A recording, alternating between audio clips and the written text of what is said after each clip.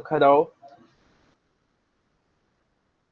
E agora a gente vai dar continuidade com a nossa segunda aula da noite, que será ministrada pela professora Simone Conde. Eu vou apresentar aqui a professora.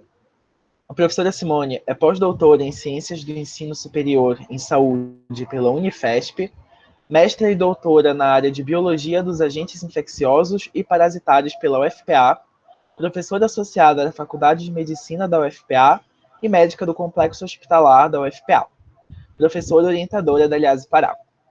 E o tema será sobre anamnese espiritual. Professora, fique à vontade.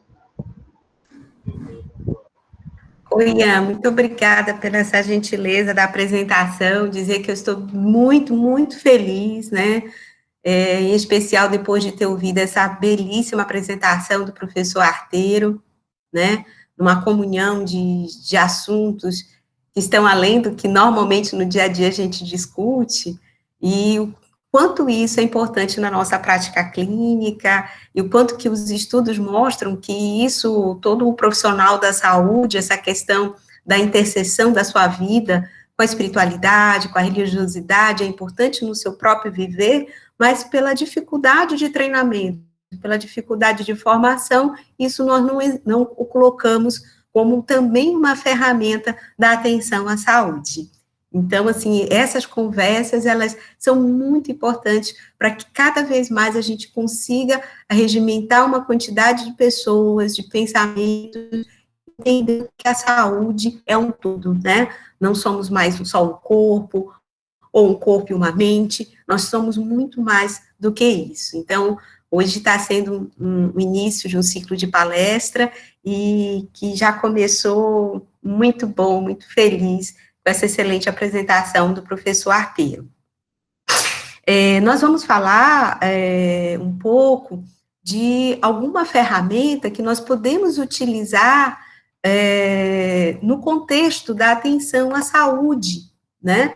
Que é a anamnese espiritual.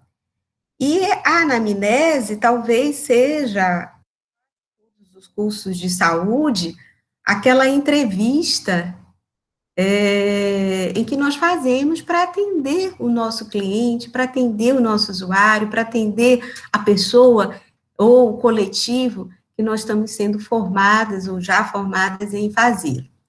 E muitas das vezes essa parte da espiritualidade, da religiosidade, fica completamente esquecida, né? Quanto mais, às vezes, só na identificação, nós fazemos a pergunta se a pessoa tem ou não tem religião, e se tiver alguma filiação religiosa, qual é? E aí acaba o assunto, né? Mas nós já vimos, pela fala do professor Arteiro, e por muitos estudos dentro da área, que nós vamos estar sempre discutindo sobre esse assunto, de que a espiritualidade / religiosidade faz parte da dimensão do ser humano, portanto, é uma dimensão que também nós devemos tê-la, né, como cuidado na atenção. E sempre eu trago alguns conceitos iniciais na tentativa de trazer essa temática no campo de vida acadêmico, né, e evitar, vamos dizer, questionamentos ou distorções enquanto a esses conceitos e as definições. Lembrando inicialmente que a própria OMS já coloca que saúde é o bem-estar, né? Não é só a ausência da doença, dentro do aspecto físico, mental, mas social, ambiental e espiritual também. Tanto que vários questionários que abordam a qualidade de vida, inclusive da OMS, já traz essa dimensão espiritual, e nós temos, dentro dos questionários de qualidade de vida, 32 perguntas relacionadas à espiritualidade / religiosidade. Nós temos um censo, esse é um censo de 2010, é um censo que está prestes a ser refeito, em que dados oficiais só do Brasil colocam que 92% da nossa população declarou possuir uma filiação religiosa. E há uma diversidade grande entre essas filiações, sendo que em 2010, e isso pode ser modificado, logicamente, e irá ser nos censos atuais, ainda está por sair, nós temos a maioria cristã.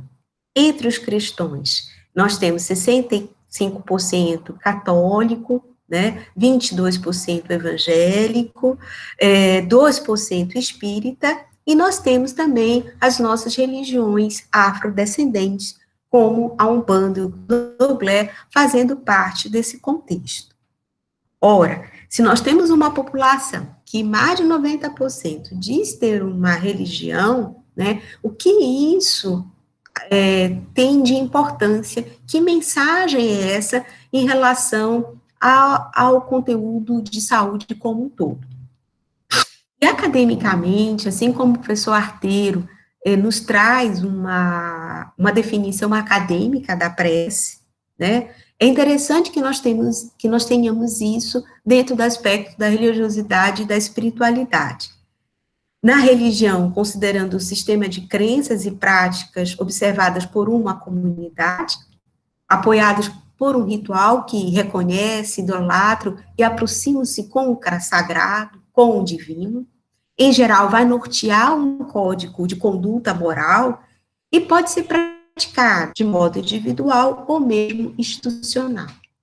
E ainda, né, o que nós chamamos de religiosidade intrínseca, que é aquela que independe dessa comunidade, desse suporte, mas tem a sua crença, tem a sua fé, e aquilo faz parte da sua vida, aquilo tem uma importância, inclusive dentro dos seus domínios, né, de fortalecimento ou não. Então, 85% dos trabalhos dizem que sim, a espiritualidade e a religiosidade ajudam no processo de valorização e promoção à saúde, mas nós temos 15% de desfechos negativos, então a gente não deve esquecer desses aspectos, mas nós vamos trabalhar com o conceito da espiritualidade, né, que é algo mais amplo, que é uma busca inerente da pessoa para o seu próprio significado de vida e o seu propósito de vida, né? Então, esse significado e esse propósito, sim, ele pode ser norteado pela religião, é como se nós tivéssemos aqueles conjuntos, né? Um conjunto dentro de um outro. Então, o maior conjunto é a espiritualidade, e dentro dela a religiosidade. Porque não é só aquele que tem uma filiação religiosa que tem espiritualidade. Todos nós temos o nosso propósito, o nosso significado de vida, e isso nos faz seres que têm relação conosco mesmo, tem relação em especial com o divino, com a transcendência, e tem a relação com o outro, com a natureza, com a arte, né, e com o próprio pensamento racional. Portanto, o trabalhar com a espiritualidade, a dimensão espiritual do homem, ela está além da religião.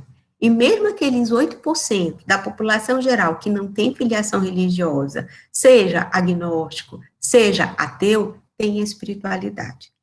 Portanto, ferramentas que entrevistam, que interrogam essa espiritualidade é de suma importância na atenção à saúde, né? Aqui nós trazemos um artigo agora de 2020, falando sobre as questões, inclusive da formação, que já tem uma indicação formal da OMS e de várias sociedades para introduzir esse conteúdo na escola médica, e, por exemplo, esse aqui trazendo entre os médicos residentes a necessidade da abordagem do conteúdo da espiritualidade, da religiosidade na educação, e trazendo, inclusive, aspectos de práticas integrativas e complementares, / espiritualidade e religiosidade, no enfrentamento do estresse. E o professor Arteiro nos explicou muito como isso funciona dentro do nosso eixo neuroendócrino moral. Então, o combate a um grande estresse que nós estamos vivenciando desde o início do ano, como a pandemia, que vai trazer transtornos mentais, né? E, por exemplo, a síndrome de burnout, né? que pode ter até, vamos dizer, repercussões, até 2 anos ou até mais, nesse aspecto mental, trazendo questões relacionadas à espiritualidade e às suas práticas integrativas relacionadas para suportar, para melhor, como terapia adjuvante, por exemplo, nesse processo de estresse. Então, aqui eu trouxe apenas para dizer, olha, nós temos um embasamento científico, nós temos publicações em revistas de alto impacto, com escolas de grande renome, né, como Harvard, a Universidade de Washington, Universidade de Duke, no Reino Unido, no Brasil, várias escolas, né, trazendo verdadeiros departamentos e institutos relacionados a essa temática. Nos nossos próprios cadernos de saúde pública e de saúde de família e comunidade, nos trazem, né, aspectos que devem ser atendidos, seja no homem, seja no coletivo, e a espiritualidade está entre eles.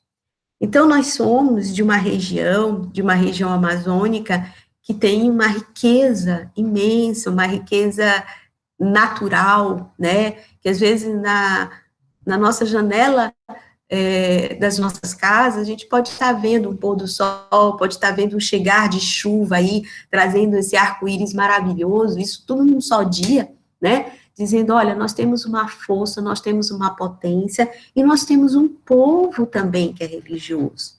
E considerar o que esse povo, ele deseja, de como quer ser atendido pela sua equipe de saúde. E aqui a gente tem a felicidade de termos representantes não só da área médica, mas nós temos representantes da psicologia, da terapia ocupacional, da enfermagem, e também pessoas da população que estão vendo que a necessidade desse cuidado integral para responder à nossa população. Recentemente, nós tivemos o nosso Sírio, de Nossa Senhora de Nazaré, né? Aqui eu não quero fazer apologia a uma religião única, mas quero dizer, sim, que nós estamos dentro de uma região, dentro de um estado, dentro de cidades que possuem práticas religiosas, que possuem a sua fé, e por que não entender qual o significado dessa fé para o indivíduo e como isso pode ser trabalhado no contexto, por exemplo, terapêutico, de planejamento terapêutico, né? Um povo que se não tivesse a pandemia, estaríamos no último final de semana que passou, né, quase 2 milhões de pessoas aqui na cidade de Belém, com as procissões do Sírio, né, dentro da sua fé, não só em relação à imagem, mas naquilo que a mãe de Jesus, né, representa para os católicos, para as religiões cristãs, né, e isso ser ensinado dentro da família desde pequeno, desde a criança, naquele seio familiar, a religião, a espiritualidade, ela é trazida, ela é trabalhada. E o nosso povo tem essas questões, né? E isso envolvendo o quanto que isso é importante para o agradecimento ou para a tentativa de chegar a uma saúde, de conquista de um bem, uma casa, um emprego, e o quanto que nessa população, nesse momento, nós devemos entender o que isso ela quer nos dizer, o que isso ela quer nos falar dentro do contexto da atenção, dentro do contexto do nosso trabalho profissional. Então, vários meta-análises, inclusive, trazendo trabalhos em relação a isso, e eu trago um que é de um hospital geral, que avaliou 101 pacientes, e dentre deles, o professor Arteiro já nos coloca, olha, a população, ela entende que cuidar de saúde é também cuidar do seu lado espiritual. E nesse artigo do grupo do professor Giancarlo, que é, né, um das nossas inspirações, expoentes na área da pesquisa, da saúde e espiritualidade, dentre os pacientes internados, Na cidade de Marília, em São Paulo, 84% dos pacientes entendiam que cuidar bem era cuidar do seu lado espiritual. Só que apenas 14% daqueles que acreditavam que cuidar bem era cuidar do seu lado espiritual foram questionados em relação à espiritualidade pela sua equipe de saúde. Ou seja, nós estamos dentro de um descompasso, né, do que a população deseja, que os currículos, elas devem não só estarem orientados de acordo com as demandas de saúde da população, mas daquilo que a população própria deseja, né? E ela deseja, sim, que essa espiritualidade possa ser acessada. Então, com base nisso, nós poderíamos, e tem alguns trabalhos em relação a isso, como um livro base do professor Harold Caine, né, que nos coloca à frente essa questão. Por que incluir a espiritualidade na atenção à saúde? Então, uma das explicações seria porque muitos dos pacientes são religiosos. E as crenças, muitas das quais ajudam a lidar com o seu sofrimento. Crenças influenciam na decisão médica. Então, eu posso ter conflito naquilo que o paciente tem fé, tem valor, com aquilo que a equipe da saúde deseja. Ou então, não, ser uma interseção. Mas nós precisamos compreender se isso realmente está presente. As atividades e crenças religiosas, muitas das vezes, estão relacionadas a melhorias da saúde e a qualidade de vida. Muitos pacientes gostariam que seus médicos, a exemplo do artigo aqui citado, comentasse sobre suas necessidades espirituais, né? E esse diálogo, ele não é novo. Esse diálogo, ele já veio há muito tempo. Mas com o pensamento contemporâneo, com o pensamento positivista, houve uma ruptura, né, desse caminho da ciência com o caminho da religiosidade.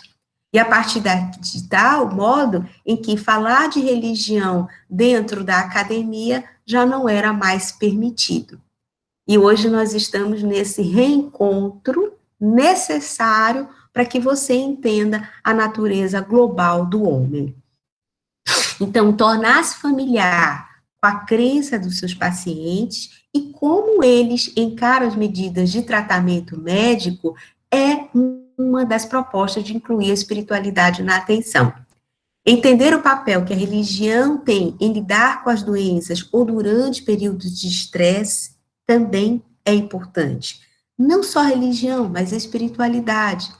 E identificar as necessidades espirituais que necessitem acompanhamento, seja pela própria equipe de saúde ou os diagnósticos mais complexos necessitando de uma capelania, né?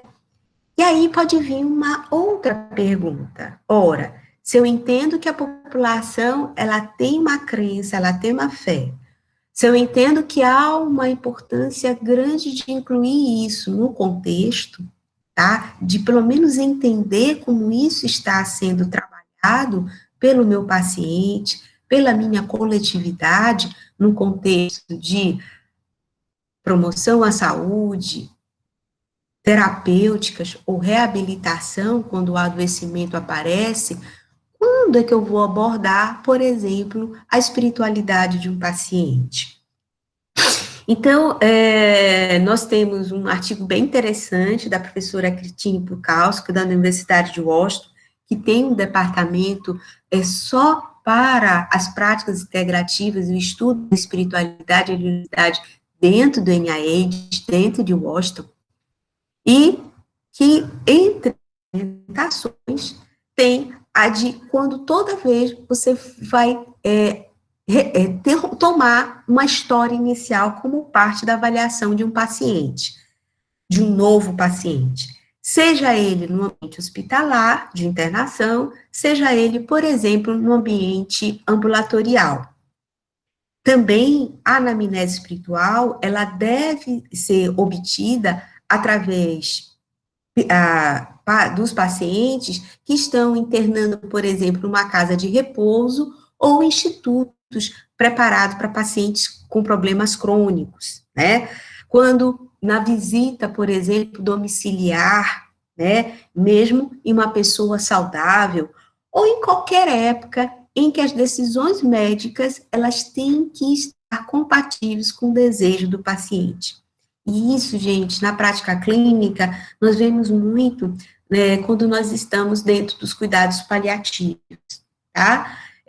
Ou nas comunicações de más notícias, por exemplo, ou na decisão de uma terapêutica bem importante, como, por exemplo, amputações, né? Deixar de ter uma terapêutica curativa, vamos dizer, mas ficar na terapêutica de melhoria da qualidade de vida, que é o que tem a predominância para os cuidados paliativos. Então, isso é importante que a gente, nesse momento, também, a história espiritual do paciente, ela possa ser obtida. E essa história espiritual, que nós vamos chamar de anamnese espiritual, ela nada mais são do que um conjunto de perguntas que convidam o paciente, que convidam o sujeito, que convidam o cidadão, o indivíduo, a partilhar com a equipe de saúde suas crenças e a equipe de saúde conseguir identificar as questões relacionadas sobre essa espiritualidade. Não deve ser um checklist, né? Uma coisa mecânica, mas sim uma interação, porque vai estar relacionada com as questões íntimas, próprias do indivíduo. Então, o diálogo, um diálogo honesto, um diálogo em ambiente seguro, sem juízo de valor, é muito importante, né? E isso faz com que não haja nenhum problema quanto à espiritualidade e a religiosidade do profissional de saúde, a religiosidade e a espiritualidade do seu paciente, tá? Porque nesse momento isso não está em identificação. O que está em identificação é o que o paciente sente, é o que o paciente revela enquanto espiritualidade e o quanto que isso pode ser importante no momento da anamnese, inclusive do planejamento terapêutico, seja para aquela paciente ou para a população. Então, vai identificar, através da história espiritual, questões como fé, crença ou religião, se houver, o que dá significado ao propósito de vida. Para muitas pessoas, o significado ao propósito de vida é a família, é o trabalho, é a própria natureza, é a arte, né? Então, nós vamos ter várias possibilidades aí de respostas, né? E nessa anamnese espiritual, nós podemos identificar também o que aquele paciente se apega nos momentos difíceis, né? E isso, notoriamente, vai influenciar no contexto de doença e saúde, nas possíveis interferências quanto ao tratamento, identificar, inclusive, comunidades de suporte, de apoio, que pode ser extremamente benéfico e crucial em momentos difíceis, como, por exemplo, da terminalidade, em tratamento de final de vida de existência terrena e identificando essas necessidades espirituais como um todo. Inclusive, nos trabalhos que se trata especificamente dos diagnósticos espirituais, nós temos gradações desses diagnósticos espirituais, dos mais simples aos mais complexos, né? E a necessidade, pelo menos, do profissional de saúde de identificar. E quando eu vou colocar essa anamnese espiritual? Dentro da anamnese própria que eu faço com o indivíduo, dentro do interrogatório complementar, né? Então, vai ocupar 3, 5 minutos a mais dentro de uma história clínica obtida que nós aprendemos ao longo da nossa semiologia, né? Mas que é extremamente importante e que vai trazer consequências, na maioria das vezes, muitas das vezes, benéficas nessa relação e no plano terapêutico abordado. Então, uma das possibilidades de se obter tem vários questionários, né? Esse questionário de Matthaus, né, trazida no material do professor Kenny, né, ele faz algumas perguntas chaves, entre elas, se a religião ou a espiritualidade é importante para a pessoa, se influencia no modo que ela enxerga o seu problema de saúde e o que ela pensa sobre como é que está a sua saúde agora. E isso pode nos remeter a outras atividades dentro da espiritualidade, que é o coping, né? Esse estímulo à espiritualidade e à religiosidade, identificando se ela é protetora, se ela é positiva ou não. Porque também muitos pacientes podem dizer que naquele momento ele se sente castigado pelo divino, por quem ele acredita em ser superior. Ele está com uma doença grave, com uma doença incurável. Então, pode ter questões relacionadas a isso. E a importância da gente trabalhar para a melhoria desse sentimento, porque nós já estudamos, nós já aprendemos, pelo menos hoje com o professor Arteiro, o quanto que o estresse, o quanto que a dor pode ativar o nosso eixo, né, aumentando as nossas citocinas inflamatórias, aumentando o simpático e os hormônios de estresse, e o quanto que o redirecionamento, por exemplo, com a meditação e a prece, pode aliviar. Uma outra pergunta no relatório de Matthaus seria se ele gostaria de comentar sobre práticas religiosas, se ele tiver, e como é que essas práticas poderiam interferir nesse processo de planejamento na sua doença atual ou naquilo que ele já tem de saúde. Em 2008, um grupo de estudiosos também nos presenteou com outro instrumento de obtenção da história espiritual, que é que responde pelo epônimo de FIA, né? Em que F significa a fé, o I de importância, o segundo I, se tem uma igreja representada por uma comunidade religiosa, não é a igreja em si, o A, a aplicação, e o outro A final, de como é que ele gostaria que fosse apontado. Então, se a pessoa tem fé, o quão é importante essa fé para a pessoa naquele momento, se ele possui um suporte, uma comunidade, ou uma igreja, ou um culto, que costuma frequentar ou não, né?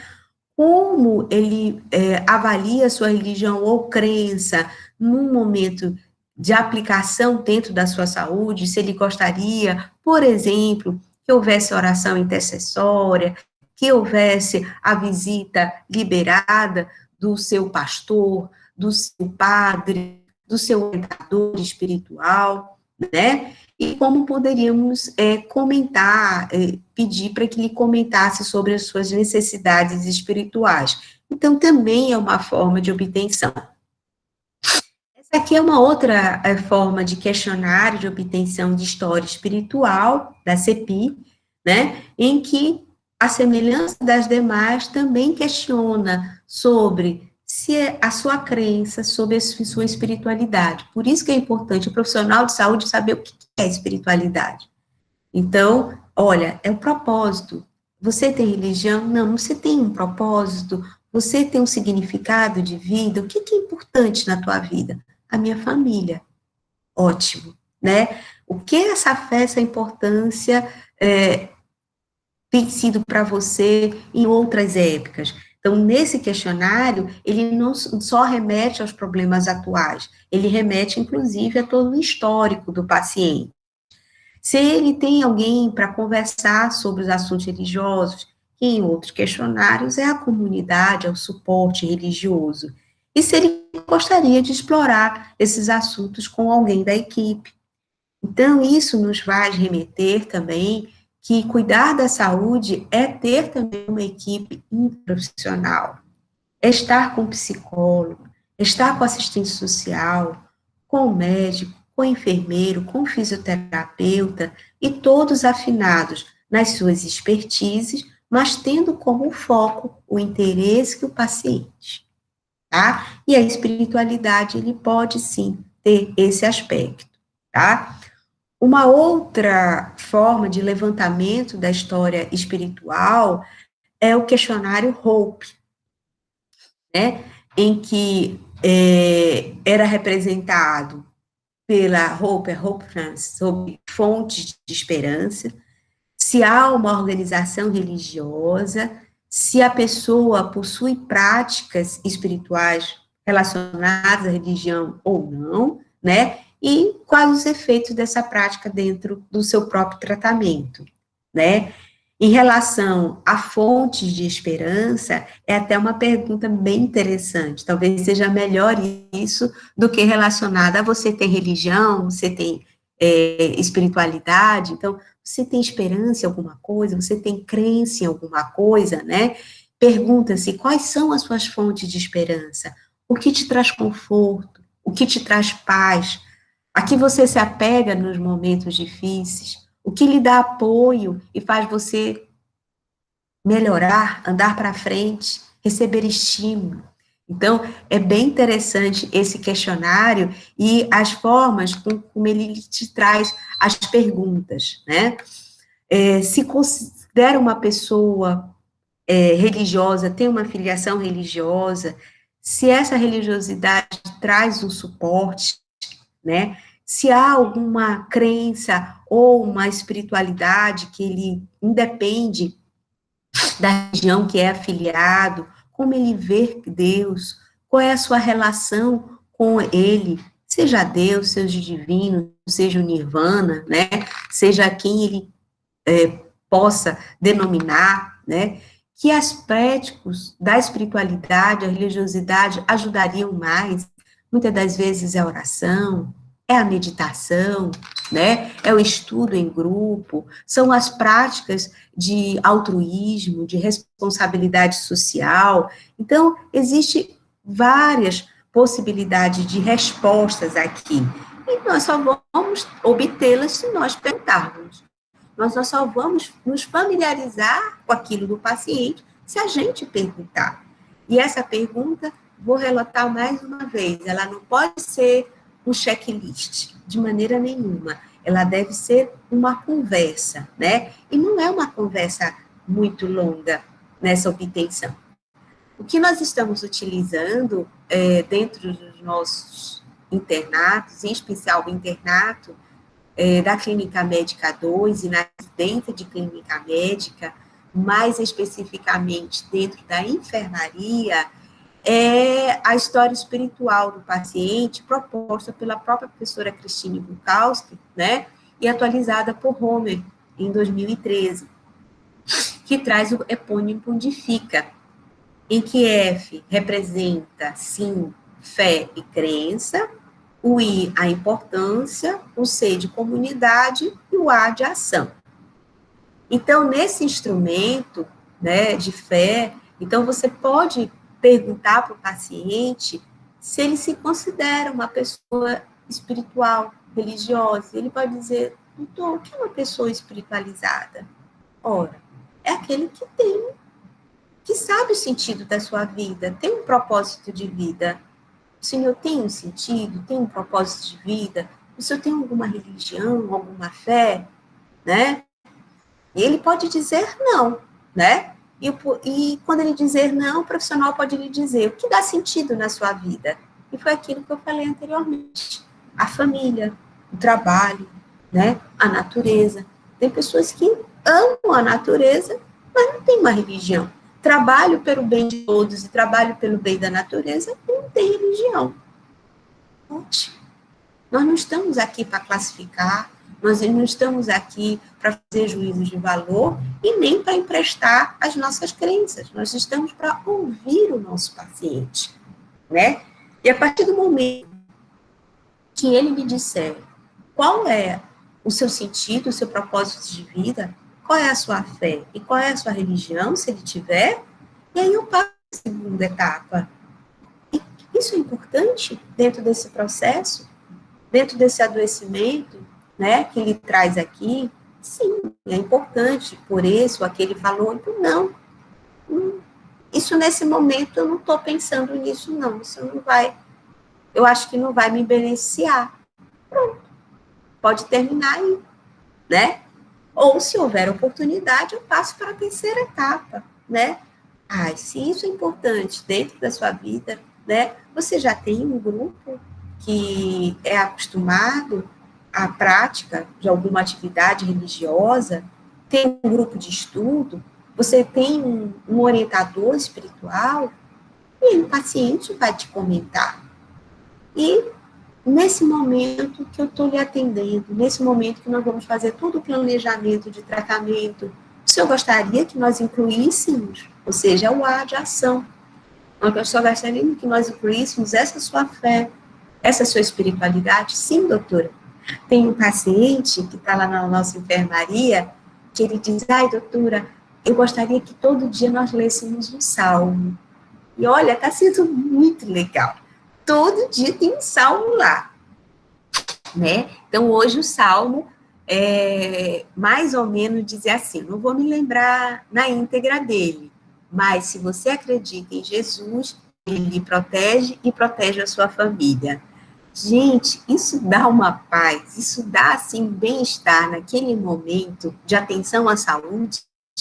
E eu vou continuar exercendo o meu papel de médica. Eu vou continuar percebendo as queixas físicas, orgânicas, mentais do meu paciente naquele dia. Eu continuo examinando, fazendo o exame físico geral, por sistema e aparelho, e eu sei que ele está feliz porque nós discutimos não, pelo menos nós citamos um salmo naquele dia, né? E esse paciente está melhorando por diversos fatores, né? Mas eu tenho certeza que a atenção a essa espiritualidade, ela tem sido bem interessante também. E olha que legal, né? Nós temos um embasamento já teórico, nós temos umas possibilidades múltiplas de atenção à saúde, né? Trazendo questionários, o que a gente tem uma maior familiaridade é o FICA, o grupo de Juiz de Fora, do professor Giancarlo Luchetti, ele tem um instrumento próprio que foi validado, né? Bem interessante, que eu acabei não trazendo, mas a gente pode discutir na nossa sessão, no nosso grupo de revista. E a nossa Sociedade Brasileira de Cardiologia tem uma seção de espiritualidade. E esse grupo de espiritualidade, na atenção, na promoção da prevenção primária e secundária de eventos cardiovasculares, lançou, no ano passado, uma diretriz de espiritualidade e saúde dentro das prevenções primárias e secundárias. Então, nessa diretriz, obter história espiritual, ou seja, obter essa anamnese espiritual, tem um grau de recomendação 1A, ou seja, é indiscutível que os estudiosos da área da cardiologia, dos estudiosos da área da prevenção primária e secundária de eventos cardiovasculares, do estudo científico de meta-análise dos artigos, e o professor Arteiro nos mostrou como isso se faz, diz que essas obtenções da dimensão espiritual, a partir dela, é possível obter novos entendimentos da fisiopatologia das enfermidades e como que nós podemos intervir dentro dessa área, né? E lendo essa diretriz, tem coisas que, ora, nunca é comentada, pelo menos no meu currículo, um currículo extremamente tradicional. Eu tenho 30 anos de formada, né? E questão de perdão, compaixão, resiliência dentro da academia, com questionários, era impensável, né? E o quanto que isso está sendo científico, quanto que isso está sendo comprovado, né? E após a realização dessa anamnese espiritual, qual vai ser a atitude? Qual vai ser a conduta do profissional de saúde, né? Então, Dentro dessa própria diretriz, eu trago ela como um elemento acadêmico, porque ela é um documento oficial de uma sociedade médica, que o profissional pode não tomar nenhuma ação, né? Muitas das vezes só o conhecimento é o bastante, né? E apenas essa pergunta já oferece respeito, empatia e compreensão, tá? Ou ele pode incorporar esse conhecimento que a anamnese, a história espiritual trouxe naquela história do paciente, como uma ferramenta, por exemplo, trazer alguma atividade, trazer algum elemento de coping positivo, de estímulo positivo na prevenção das doenças, como o próprio exercício da oração ou da meditação, né? O quanto que as nossas falas hoje à noite foram complementares, isso é muito legal, né? Ou até mesmo incluir a espiritualidade no tratamento adjuvante, né? Compreendendo o que para o paciente é o significado da própria doença, como a sua espiritualidade, como a sua religião pode melhorar com os recursos que tem na sua prática.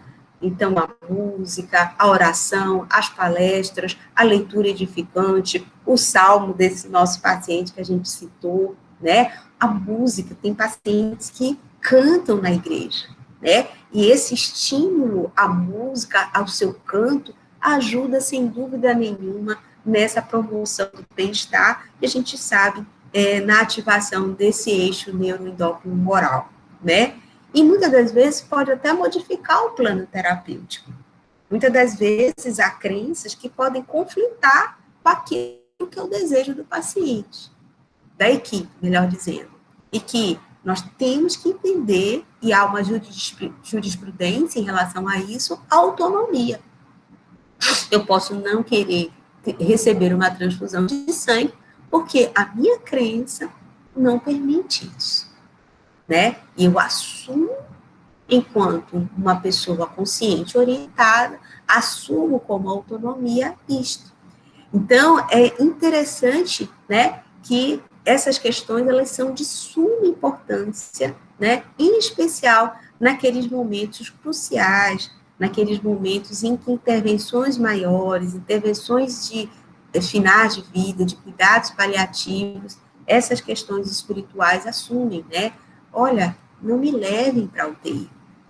Eu declaro que não desejo ser entubado. Nesse momento, receber a sedação, né? Receber a orientação, e eu quero que o meu orientador espiritual, o padre, o pastor, esteja comigo nesse momento. Então, são essas questões que nós encontramos no nosso dia a dia, né? E nós, né, a gente está trazendo aqui essa foto linda de uma aluna nossa, né, egressa da faculdade, que foi trabalhar aí numa tribo indígena, né, o quanto que eu imagino ela deve estar frente a frente com essa questão da espiritualidade dentro da etnia, né, dos nossos índios, né, e quanto que isso pode ser positivo, pode ser bem terapêutico, adjuvante em todo o trabalho lindo que a nossa, agora, colega médica está realizando lá, né? E aí vai muita pergunta para uma reflexão. Nós achamos necessária essa temática dentro da nossa formação, dentro da nossa atuação profissional, né? Enquanto pessoas, mas não só enquanto pessoas, enquanto profissionais, né? Aí eu lembro que a gente pode ter várias travessias, vários caminhos a seguir, né? Ou eu esqueço tudo isso, mas eu já sei agora que esquecer tudo isso não é científico. Eu tenho uma recomendação 1A da Sociedade Brasileira de Cardiologia, que eu tenho que obter a anamnese espiritual, né? E aí eu lembrei desse pequeno trecho da poesia de Fernando Pessoa, que diz assim: há um tempo em que é preciso abandonar as roupas usadas, que já têm a forma do nosso corpo, esquecer os nossos caminhos que nos levam sempre aos mesmos lugares. É o tempo da travessia. E se não ousarmos fazê-la, teremos ficado para sempre à margem de nós mesmos, né? Então, é o tempo de nós ampliarmos o nosso olhar no sentido da atenção integral à saúde, e é o tempo de nós incluirmos a espiritualidade e a religiosidade no nosso fazer. E aí, aqui, eu termino a minha fala de hoje.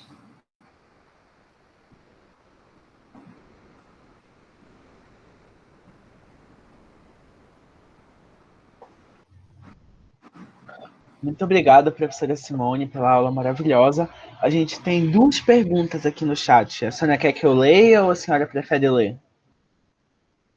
Pode fazer, pode ler. Tá certo. A pergunta foi da As perguntas foram da Fernanda Protásio. Como traduzir o que ouvimos do paciente para a construção de uma anamnese espiritual escrita, se for necessário escrever? Essa foi a primeira pergunta. Então, Fernanda, muito obrigada, né? A Fernanda está sendo, assim, maravilhosa, né? Nos colocando, nos inquirindo sobre isso. Então, Fernanda, colocar como o paciente nos diz mesmo, né? Então, a anamnese espiritual, a gente está colocando dentro do interrogatório complementar e a gente escreve isso. O paciente diz ter filiação religiosa tal, nesse momento, as suas crenças, as suas fé, ele considera importante para esse momento de adoecimento, de internação. Com isso, ele tem ou não tem uma prática religiosa estabelecida, com comunidade de suporte, né? Ou é só a família que lhe dá esse suporte, ou só é só a leitura, por exemplo, de um livro importante para ele, como a própria Bíblia, ou o Novo Testamento, ou o Velho Testamento. Então, isso é muito variável, mas o importante é a gente colocar dentro da anamnese do paciente, né, colocar anamnese espiritual, pode até colocar questionário fica, qual foi o questionário que você utilizou, e ir colocando as respostas por etapa, né, mas sempre assim, como toda anamnese, não é baixar a cabeça e anotar, é olhar para o paciente, é conversar, perguntar e traduzir depois na sua escrita as respostas que ele te dá.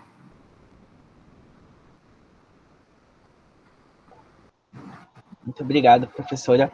Antes da gente passar para a segunda pergunta, 2 avisos rapidinhos. O link de presença para quem deseja a obtenção do certificado já está aqui no chat, o Iago postou alguns minutos atrás. Vocês já podem preencher o link do formulário. E se você só participou de uma aula, da primeira ou da segunda, também é possível marcar essa opção para receber o certificado apenas de uma aula. O segundo aviso é que, após a professora Simone responder a próxima pergunta, a gente vai ter mais um momento de gota cultural. Então, ainda não saiam, assim que a professora responder a pergunta. E a... Ai, perdi aqui no chat, cadê? A outra pergunta da Fernanda foi: devo fazer a anamnese espiritual em conjunto com a tradicional, incluir na identificação do paciente, ou fazê-la em separado? A recomendação é que vá em conjunto com a tradicional, e não precisa estar na identificação, porque é um processo de iniciar esse vínculo, né, médico-paciente. Muitas das vezes, como a gente está nesse treinamento inicial mais em enfermaria, né, muitas das vezes é um paciente que chega um pouco mais descompensado, então é difícil a gente conversar sobre esses assuntos nesse período de maior descompensação, mas no período em que a situação clínica permite, né, logo você pode ser desde o primeiro contato, né, quando ele interna, ou no contato ambulatorial, quando isso é possível, então, é o recomendável, mas você fazer junto, e a gente utiliza isso no interrogatório complementar. E, assim como tem antecedentes móveis pessoais, antecedentes móveis familiares, condições de moradia, hábitos, a anamnese espiritual também. E eu lembro muito, Fernanda, que nós tínhamos muito esse receio, né? Porque a gente tem que ir quebrando barreiras, né? Abrindo novos caminhos. A gente tem muitos esses receios, a semelhança como a gente tinha até na parte do interrogatório da sexualidade do paciente, né? E que a gente vê o quanto que isso tem que ser algo espontâneo e tem que criar esse vínculo. E olha, deixa eu te dizer uma coisa, dizer para todos, né? O exercício que a gente está fazendo está criando um vínculo médico-paciente, equipe de saúde-paciente muito maior. O quanto que o paciente se sente acolhido, né?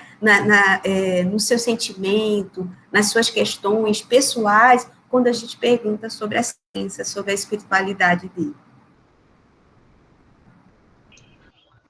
Professora, a gente teve mais uma pergunta aqui, foi da Sara Lopes. Ela perguntou: quando recebemos uma resposta negativa quanto à vontade de viver e ao sentido de vida de um paciente doente, o que devemos fazer? Sara, muito, muito obrigada por essa questão, né? Como nós já dissemos, né? Essa questão, ela pode estar intrínseca quanto ao que a gente chama de coping negativo, ou seja, a sua fé, a sua crença não está ajudando a um estímulo positivo, ela está trazendo pensamentos negativos, né? E de conflitos com o seu Deus, com aquilo que é o superior, ou enquanto aquele paciente não tem nenhuma crença, nenhuma fé, vamos falar, um agnóstico, um ateu, vamos dizer assim, mas ele diz, olha, essa vida para mim eu não quero mais, né? E quanto que isto é importante nós identificarmos, escutarmos, né? Muitas das vezes é aquele paciente mais apático, introvertido, aquele paciente que é mais monossilábico, que vai respondendo, né? E você nota que tem conflito, tem aquelas dores, né? Que não é a dor do corpo, é a dor da alma. É interessante que a gente vai se aprofundando nesses processos, e aí entra a importância da equipe interdisciplinar. Então, muitas das vezes, sim, contamos com o apoio da psicologia, contamos com o apoio da psiquiatria, e se houver desejo e oportunidade, então isso eu tenho que ouvir, eu não posso impor, tá? Então, se eu tiver desejo ou oportunidade, que esse paciente diz, poxa, eu queria conversar, né? Então, são os conflitos complexos de abandono, né? Ou de não acreditar mais no que acreditava, que tinha fé, ele já não tem mais. Então, isso é um conflito interno tão grande e que muitas das vezes nós temos que trazer o orientador da filiação religiosa antes para conversar. Então, a importância da capelania, e é esse um passo que a gente quer fazer para 2021 dentro do nossa clínica médica, é ampliar essa questão da capelania. Mas, especificamente nesse momento, nós estamos acolhendo, nós estamos discutindo esse caso na equipe interprofissional e a participação da psicóloga, da psiquiatria é fundamental nesse aspecto, é fundamental. E, na maioria das vezes, com melhora dessa percepção para o paciente, mas a gente também tem casos em que essa sensação de pensamento de finitude, de entregar os pontos, né? Eu quero entregar os pontos, não quero mais nada, não faço mais nada, né? Pode acontecer. E essa continuação de que a equipe ela tem que se automotivar, ela tem que se auto-reinventar para que consigamos manter esse estímulo, essa emanação de atitudes ou de instrumentos positivos para esse caso. A psiquiatria e a psicologia nos ajuda bastante. Então, sem essa equipe interprofissional, vai ser mais difícil esse trato. Muito obrigado, professor, e acabaram as perguntas. Aqui, em nome da Aliás e dos discentes, eu queria lhe agradecer, não só por essa aula, mas por ser a verdadeira alma da nossa liga. Muito obrigado. E agora... Obrigada. Nós que agradecemos, professora. E agora a gente vai passar para o nosso último momento de gota cultural, em que a gente chama a discente Helena Rossi para fazer a leitura de uma poesia. Iago, por favor, encerra a gravação.